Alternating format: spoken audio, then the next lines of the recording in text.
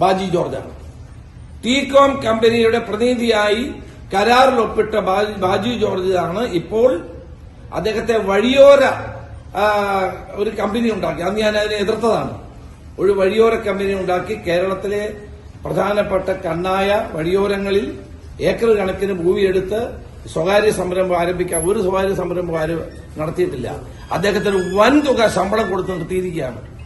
ആ വ്യക്തിയാണിപ്പോൾ ടീകോമിന്റെ പ്രതിനിധിയായി ഒപ്പിട്ട ആ വ്യക്തിയാണിപ്പോൾ ഇവിടെ കോമ്പൻസേഷൻ കൊടുക്കുന്ന കമ്മിറ്റിയിൽ അംഗമാക്കിയത്. എന്തടിസ്ഥാനത്തിൽ? അപ്പോൾ ടീകോമുമായിട്ടൊരു വലിയ കള്ളക്കളി ഇവിടെ നടക്കുകയാണ്, വലിയ അഴിമതിയാണ്. അതുകൊണ്ട് ഈ തീരുമാനം റദ്ദാക്കണം എന്ന് ഞാൻ ആവശ്യപ്പെടുകയാണ്. ബാജി ജോർജ് അദ്ദേഹം മാനേജിംഗ് ഡയറക്ടറായിരുന്നു.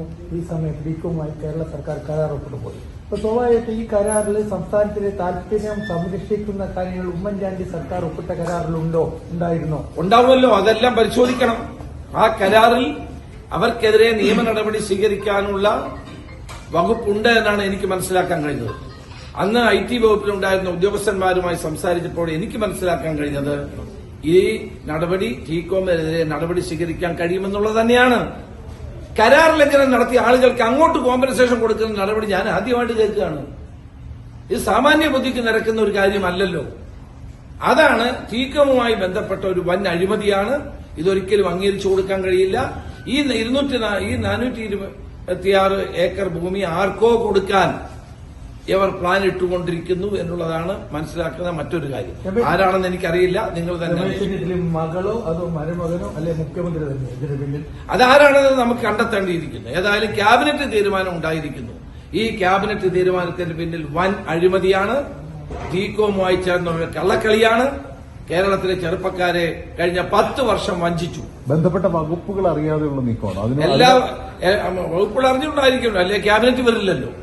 ക്യാബിനറ്റ് തീരുമാനമാണ് തിരുത്തേണ്ടത്.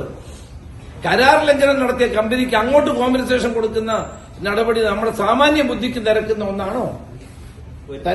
ഒരു നിയമ നടപടി അല്ല, അത് ഇന്നാണല്ലോ ഈ വാർത്ത പുറത്തു വന്നത്. ഞങ്ങൾ അതിനെപ്പറ്റി ആലോചിക്കും. വളരെ ഗൌരവമുള്ള ഒരു വിഷയമാണ്. അന്ന് ഉമ്മൻചാണ്ടി ഗവൺമെന്റ് കാലത്ത് ആരംഭിച്ച, ഞാനന്ന് KPCC പ്രസിഡന്റ് ആയിരുന്നു. ഞാൻ വളരെ ഉത്തരവാദിത്വത്തോട് ഉമ്മൻചാണ്ടി അന്ന് ആരംഭിച്ച പദ്ധതി കഴിഞ്ഞ 10 വർഷമായി എത്ര പേർക്ക് ജോലി കൊടുത്തു?